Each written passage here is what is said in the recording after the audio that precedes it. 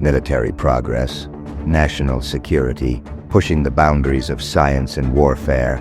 These are often cited as justifications for actions taken in the shadows, far from public scrutiny. But what happens when the pursuit of these goals crosses ethical lines, when human beings become unwitting, or so test subjects? Today we're pulling back the curtain on a dark chapter of modern history. Declassified reports revealing top-secret military experiments conducted on human guinea pigs.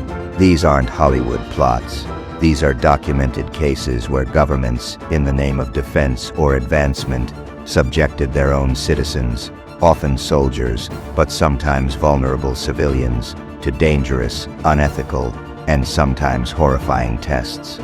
The full extent of such experimentation globally may never be known, as many records remain classified or were destroyed.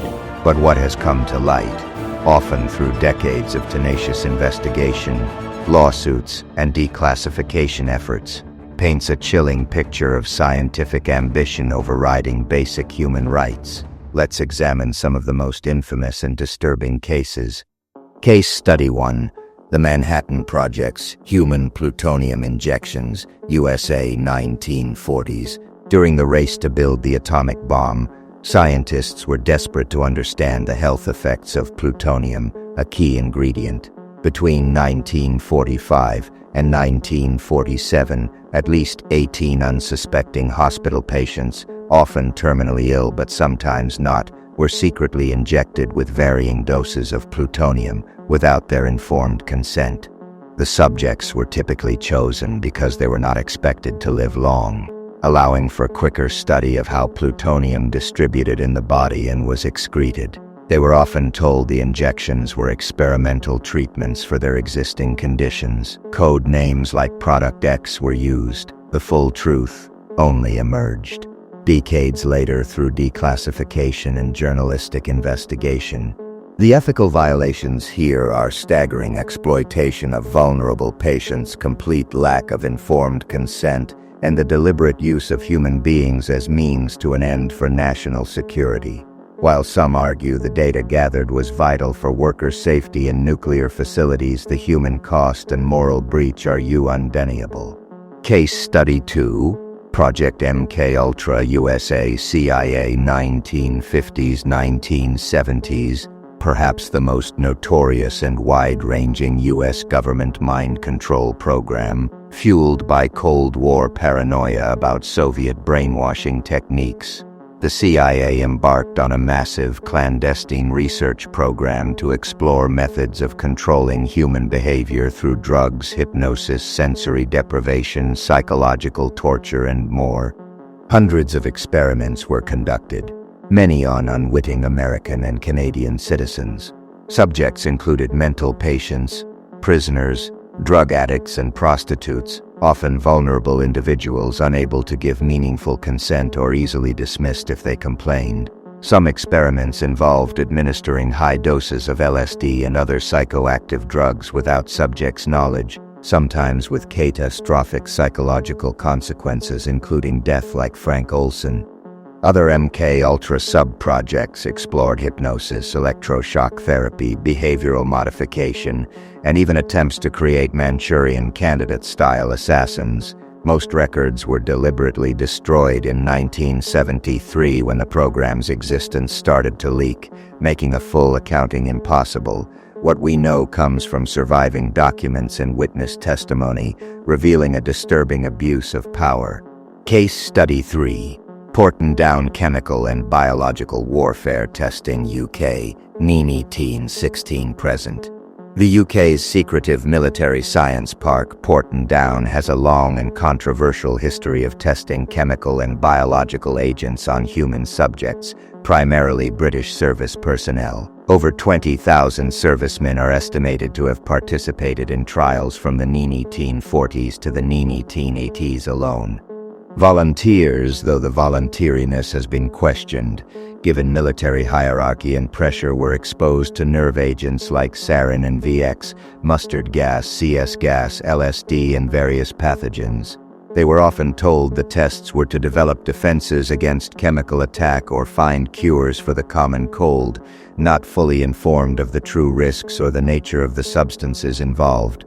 Many veterans later reported long-term health problems, respiratory illnesses, skin conditions, neurological disorders, psychological trauma, which they attributed to their participation.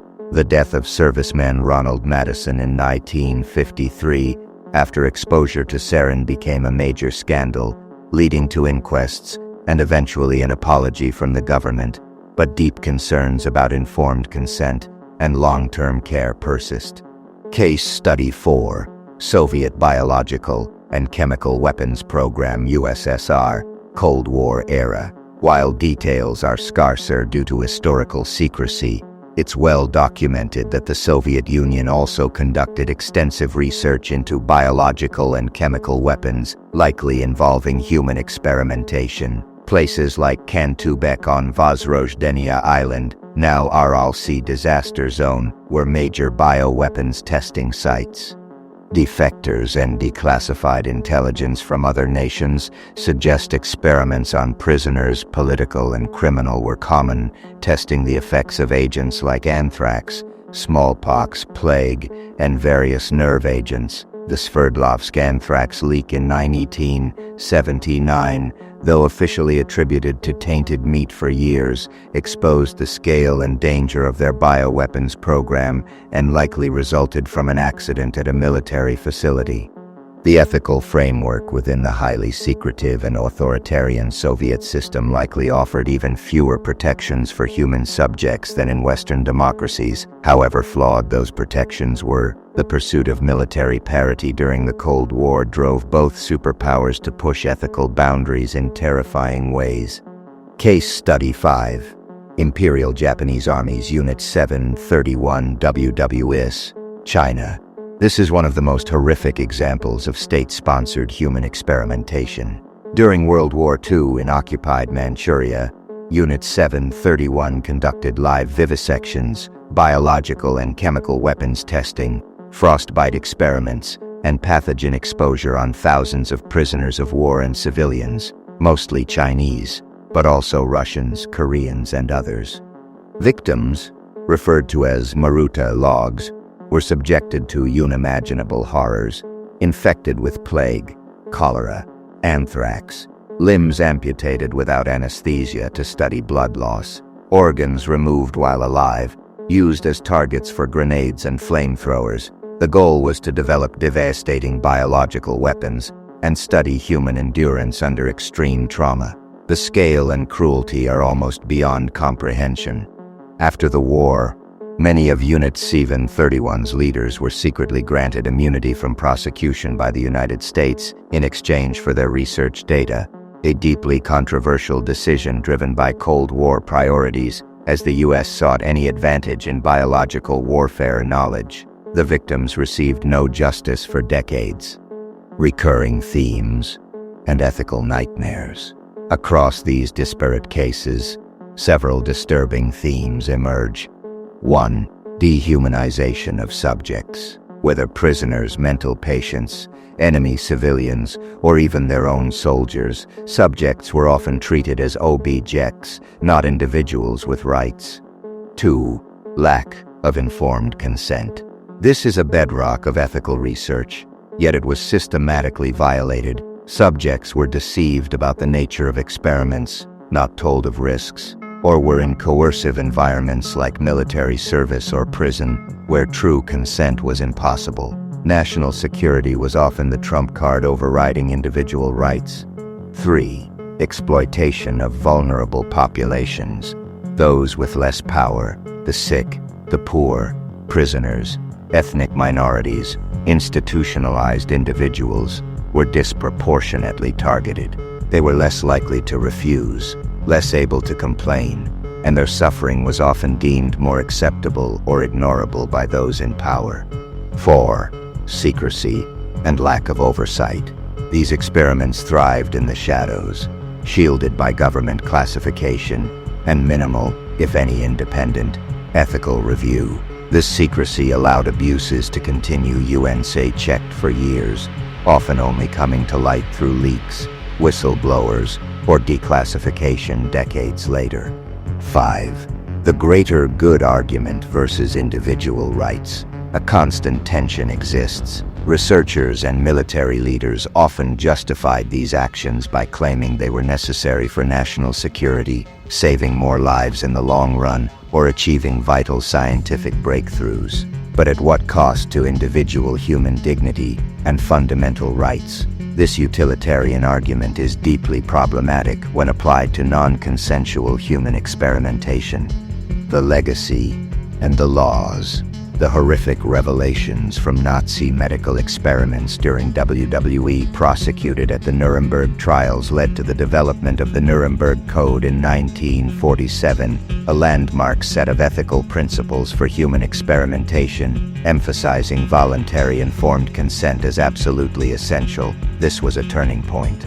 Later, documents like the Declaration of Helsinki, first adopted in 1964, revised since further refined ethical guidelines for medical research involving human subjects. In the US, revelations about experiments like the Tuskegee syphilis study, where black men were denied treatment for syphilis for decades to study the disease's progression, led to stricter regulations and the creation of institutional review boards (IRBs) to oversee research. Despite these codes and regulations, the temptation to push ethical boundaries in the name of national security or scientific advancement remains. The declassified reports we've discussed often involve actions that occurred after the Nuremberg Code was established, highlighting the ongoing struggle to enforce these principles, especially within secretive military and intelligence establishments. What declassified experiment do you find most shocking or disturbing? Do you believe such tests could ever be justified? Share your thoughts in the comments below. And if you want more deep dives into history's hidden and uncomfortable truths, please subscribe.